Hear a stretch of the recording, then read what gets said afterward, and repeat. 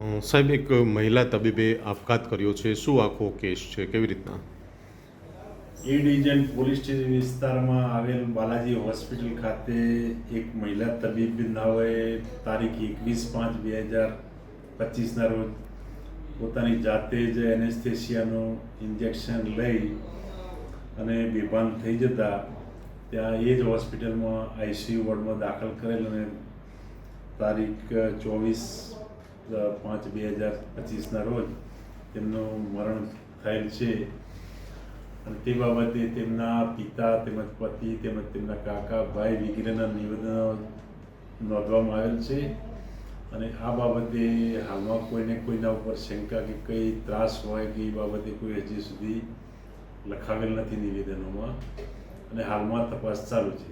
સાહેબ, પોલીસે કયા કયા પ્રકારની કાર્યવાહી કરી છે આમાં? પોલીસે મરણ જનાર તબીબી બેનનો પેનલ ડૉક્ટરથી પીએમ કરવામાં આવેલ છે.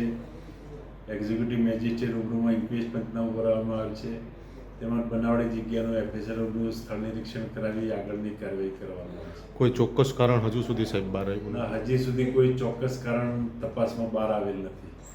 સાહેબ, કેટલા સમયથી આ બેન અહીંયા નોકરી કરતા હતા એવું કંઈ જાણવા મળ્યું છે? બેન છેલ્લા 1.5 વર્ષથી બાલાજી હોસ્પિટલ ખાતે નોકરી કરે છે.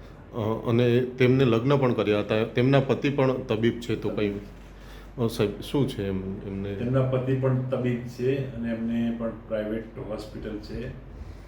તેઓને કોઈ તપાસમાં દરમિયાન કોઈ મનમેળ ના હોય તેવું જણાવ્યા નહીં. મનમેળ સારો હતો અને તે બાબતે કોઈ પણ આક્ષેપ નથી. તેમના પિયર પક્ષમાંથી પણ કોઈ આક્ષેપો નથી. હજુ હાલ તપાસ ચાલુ છે? હાલમાં તપાસ ચાલુ છે. ડૉક્ટર અંકુર છે.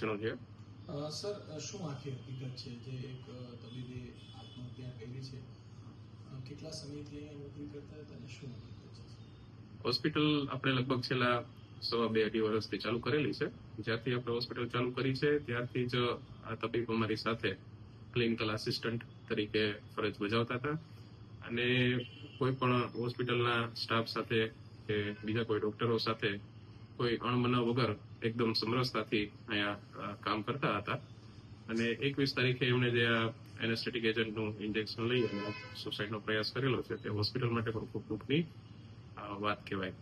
હોસ્પિટલના સ્ટાફ સાથે તેમને કેવું વર્તન હતું, કેવા સંબંધો હતા તેમને? અહીંયા કોઈ અણબનાવ કોઈ સાથે હતો? હોસ્પિટલ શરૂ થઈ ત્યારથી અમારી સાથે છે. અન્ય ઘણી બધી હોસ્પિટલમાંથી પણ એમને ઓફર આવતી હોય તેમ છતાં પણ રાજી ખુશીથી જ અમારી સાથે એ હતા. અને અમારા દરેક સ્ટાફ સાથે પણ એકદમ સમરસતાથી પડી ગયા. અને એના મધર ફાધર અને હસબન્ડના પણ છેલ્લા જે નિવેદન જે આપેલા છે એ પ્રમાણે પણ હોસ્પિટલ તરફથી તો એમને કોઈ પણ પ્રકારની ફરિયાદ નથી. હોસ્પિટલના સ્ટાફની કોઈ ફરિયાદ નથી. સાહેબ, તેઓ બીજી કોઈ બાબતને લઈને ડિસ્ટર્બ હોય કે એવું કંઈ જાણવા મળ્યું હતું તમને? એવું વાત શેર કરેલી નથી. અંગત વાતો એ કોઈ શેર કરી હોય તો હું તમને જણાવી શકું. પોલીસ તપાસમાં હોસ્પિટલ યોગ્ય સહયોગ આપી રહી છે સર? પૂરેપૂરો સપોર્ટ આપે છે. એની પૂરી ટ્રીટમેન્ટ પણ આપણે હોસ્પિટલમાં જ કરેલી છે.